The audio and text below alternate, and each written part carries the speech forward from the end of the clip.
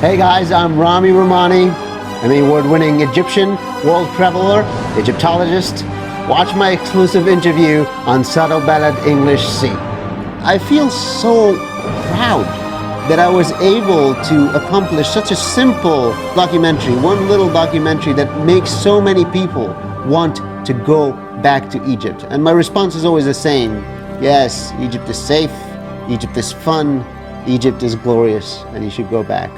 My first Emmy was in 2012, and it was for a documentary that I filmed in the Dominican Republic.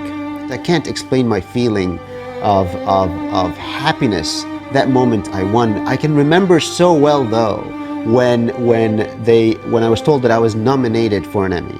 And that for me was such a huge accomplishment, and I felt great. I was so proud. And to me, I thought that was the end of the road. I thought a nomination is good enough. And that's it. I'm an Emmy nominated guy, and there's few of us, and I'm very happy. They announce it and they say my name, Ramy Romany, Emmy winner. And I go up on the stage and I can't express to you how much pride and joy I felt. I knew that at that time I was the first Egyptian to win an Emmy, and I felt great to make Egypt proud. I FaceTimed my father and I spoke to him in Egyptian on the stage, and I showed him to the world, and I told everyone that's my dad. He's in Egypt. He just woke up from his nap. It's a different time in Egypt, a different time zone, and I won an Emmy. And I told my dad, I won an Emmy. I won an Emmy. I didn't fail the Emmy, the national size, the Academy. And every year since then, I have won 1 or 2 Emmys afterwards. I have a total of 23 nominations and 9 Emmys.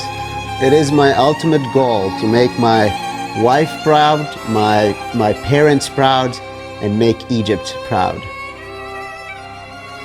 I grew up in a documentary making family. My father produced all the documentaries about ancient Egypt for the Discovery Channel and National Geographic in Egypt. Our job was called The Fixer. The Fixer is the local producer. And I remember my name on the credits of a BBC documentary when I was 11 years old.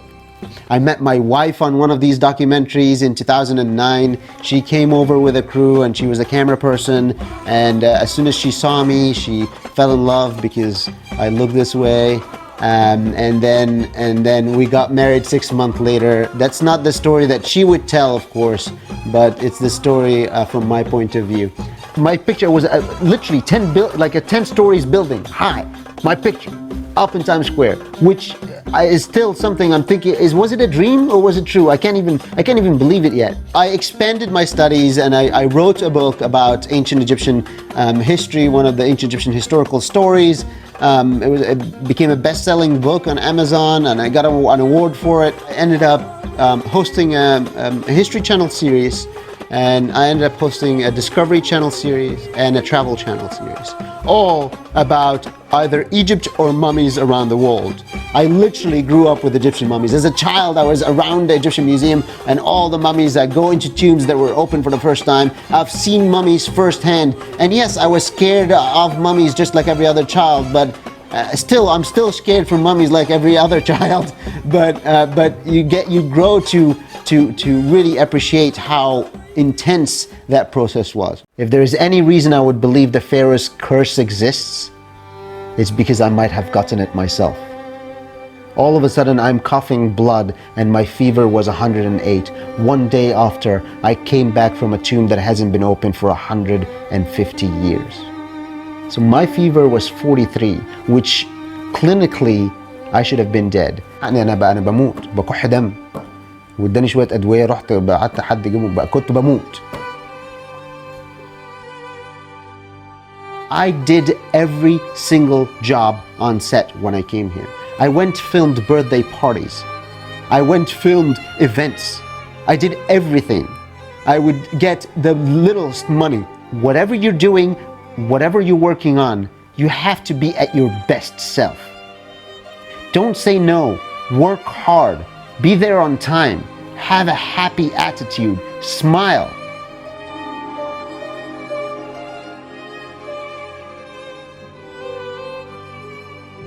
Well, Dr. Zahi is known around the world as the godfather of Egyptology.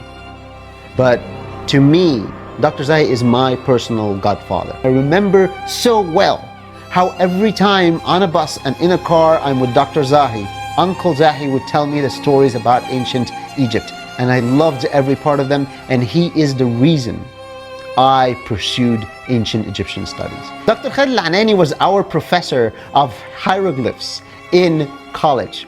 Everyone really respected Dr. Khalid Al-Anani and everyone loved him. And we all thought, every student, all my friends, we all thought that Dr. Khalid Al-Anani is probably going to end up being the head of the college, the head of the university, the head of the studies. We didn't obviously expect or anticipate that Dr. Khalid Al-Anani would end up being the Minister of Antiquities and then the Minister of Tourism, and there is no better person that, in my opinion, to lead the country into the right direction like Dr. Khalid Al-Anani. The Grand Egyptian Museum will be by far the most impressive museum in the whole world. And Egypt is the right place for that because we are the most impressive civilization in the whole world too. And we should have a museum like that. It is the biggest, and the presentation inside is going to be mind-boggling. The technology that is involved in creating proper presentation and the building is beyond a dream that is about to come true. What ancient civilization Spain and France had that is anywhere close to being to Egypt? What beaches and beautiful shores does Spain and France have that is anywhere close to Egypt? What nature and mountains and natural preserved parks that Spain and France have that is anywhere close to what Egypt has? What weather does Spain and France have that anywhere close to Egypt has? Egypt should be and will be the leading world touristic destination. That is my ultimate goal, is to try to bring to Egypt big shows that have nothing to do with Egypt.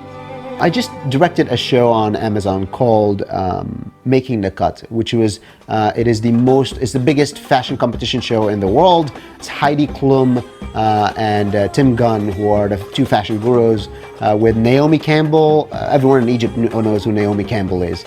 Naomi Campbell. And she's a judge on it, and she also is obsessed by Egypt. Quarantine has not been easy anywhere in the world. Personally, I'm having a great time though. I get to spend so much time with the family. Right now, flying around the world is a big problem, and I believe that it will take a year before the country comes back together. We have great minds around the world today that are all working together in conjunction to create one vaccine against this terrible, terrible virus. Thank you so much, Taarek. This was a great interview. I had a great time, and I really hope I can be a part of the amazing development in Egypt today. Why is every Emmy Award winning Egyptian has the first name Rami? It's a problem I'm suffering with, because when I won my first Emmy, and I was the first Egyptian that wins an Emmy, and I was the only Egyptian that won an Emmy.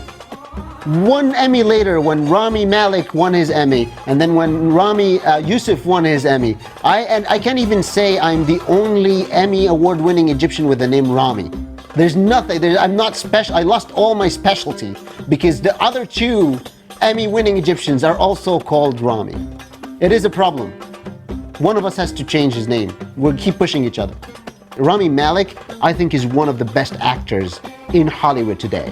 He is a great, great actor, and he is also a great kid. I know him in person, I know his family, we have friends in common. He has great attitude and he works so hard. And Rami Youssef is extremely talented. I watch his show on Hulu, and I've known about Rami Youssef before his show. I've seen his stand-up comedy. He is so funny. He's a great kid, and he works so hard, and I am just as proud to have another Emmy Award winning Egyptian with the first name Rami.